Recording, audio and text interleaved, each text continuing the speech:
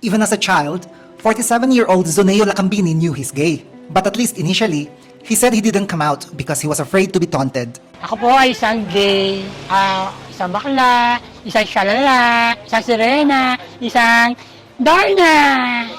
Nalaman ko na isa akong gay, elementary pa lang ako, hanggang sa high school, hanggang kasalukuyan. Pero nung nag-aaral ako ng elementary hanggang high school, hindi ko pinapahalata sa mga kaklase ko na gay ako kasi ayoko maging dahilan yung para masira sa aking pag-aaral, mawala yung aking focus sa aking pag-aaral. Zoneo has 3 siblings. He's the 3rd child. At first, his family did not accept him when he came out. In fact, he had to persuade them of his worth to be accepted. And he's now the family's breadwinner. Sabi ko, kung hindi naman po ako ma-accept na ganito ko, ipapakita ko sa inyo na hindi siya hadlang para makatulong ako sa pamilya, maalagaan kayo at masuportahan kayo. Ang trabaho ko po ay isang freelance talent, on-call lang po ako. Minsan wala pong taping, minsan meron po, minsan may mga event din po.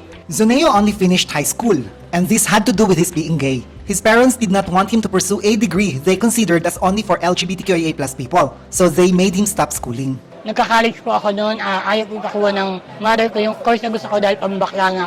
Kasi nga, tutol sila sa pagiging gay ko. Nagka-jowa na si Zoneo in the past, and while this didn't work out, he remained friendly with the guy. But finding love isn't a priority, though this is mainly because he thinks men only use gay people to make money, not for love. Wala akong jowa kasi ayoko po mag-jowa dahil bilang isang bading o bakla, talaga mahirap po makahanap ng jowa ng straight na lalaki dahil syempre, pangunahin ang unang titignan ng mga lalaki sa gay ay kailangan may pera. Meron po silang mabibigay, meron silang mahuhut o meron silang makukuha.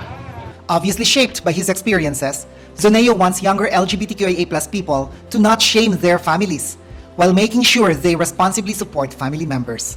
Kahit na gay kayo, Huwag kayong maging sakit na ulo sa mga magulang nyo. Kahit na gay kayo, ipakita nyo na hindi hadlang para humarap sa hamon ng buhay at maging responsibilidad sa pamilya at higit sa lahat, huwag kayong gagawa ng hindi maganda at ng hindi tama.